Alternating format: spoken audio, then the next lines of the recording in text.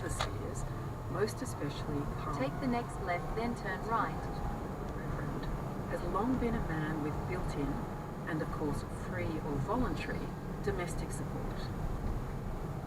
It means prospective female candidates have found themselves grilled about their at-home arrangements and often found wanting if single. Young women have looked at a future which appears incompatible with family life and turned away. According to the Anglican Church of Australia Directory, in the Canberra-Goulburn Diocese, when it comes to senior priests, rectors in charge of a parish, there are only 4 women who hold that position. It's the lowest number since 1994. There is also a new assistant bishop, the Right Reverend Vanessa Bennett. Men are currently 9 times more likely to lead a parish or ministry unit there than women, who are given more honorary or unpaid roles, or appointed to parishes likely to fall over. The disparity between the diocese's public, long-term commitment to women priests and the lived reality of those women was stark. Female ministers reported to Linda enduring overtly hostile or sexist remarks at clergy conferences and in appointment processes. One of them said, "I was asked, parish life is really busy, how are you going to manage it? And also, look after your children and do the housework." They also reported watching as men they knew opposed the idea of women leading or hired from other dioceses to plum positions.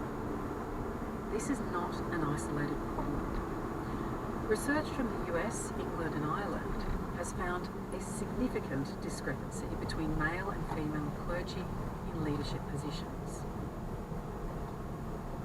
Last year, only 5 of Australia's 23 dioceses had a woman in the role of diocesan bishop or assistant bishop. Only 6 of the 38 diocesan or assistant bishops were women. And of Australia's 5 archbishops, only 1 is female. In Melbourne, a 2016 report found the ratio of ordained women to men has been, quote, stagnating or going backwards. Additionally, the fact that churches are exempt from the Sex Discrimination Act has meant that women who've experienced bullying or harassment have felt largely unprotected.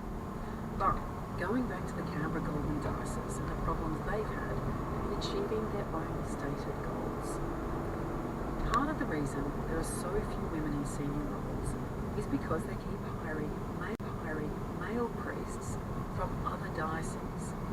This is significant on 2 fronts.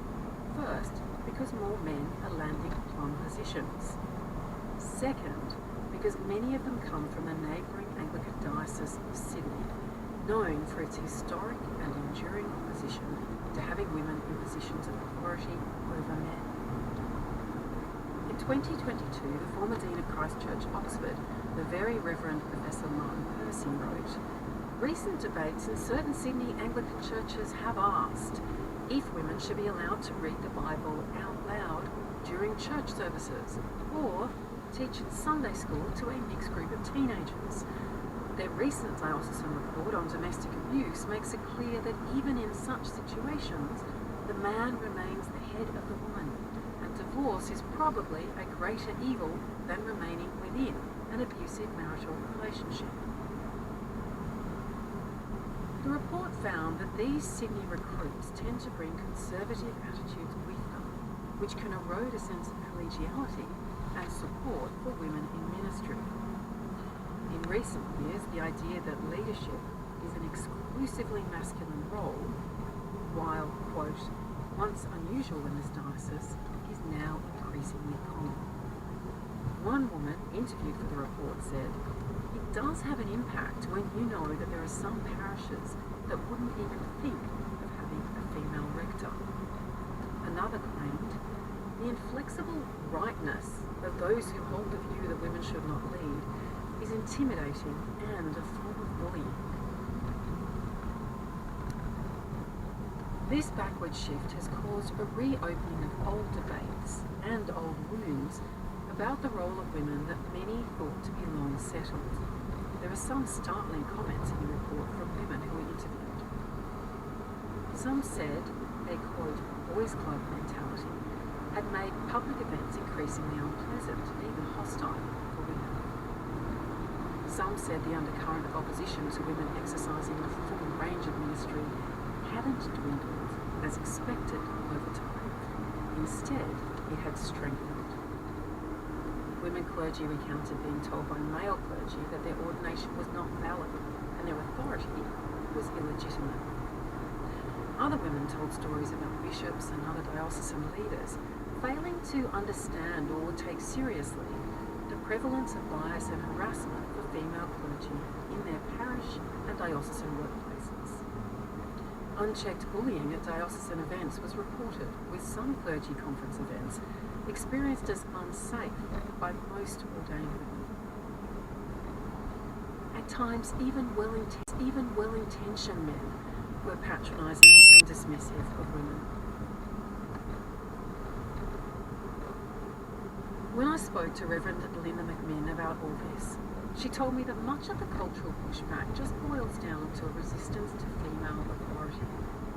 She said, and I'm quoting her here, "As a parish priest or rector, I realised that although there was an agreement, at least in this diocese, that women could be priests, there was an authority issue arising out of an unconscious bias or patriarchal thinking that sees men as the natural leaders.